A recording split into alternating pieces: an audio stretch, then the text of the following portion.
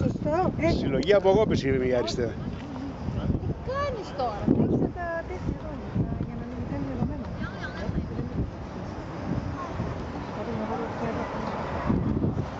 Άφησε όμως τον άλλον κάτω και θα σου πέσει. Φέρε με εμένα αυτό. Να έχεις τα χέρια σου. Τι έκανες πάλι αριστερά? Δεν μπορώ να καταλάβω. Τι λέρωσες πάλι? Να το βάλω αυτό εδώ, να το βάλω στα σκουπίδια να το χτίσει. Γιατί για να μην πάει στη θάλασσα. Δεν είναι δικό μου.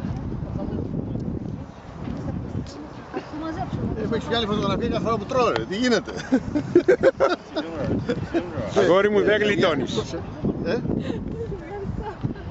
Δεν γλιτώνεις, δεν θέλω, ευχαριστώ. Εγώ κάνω δίαιτα να σε φτάσω.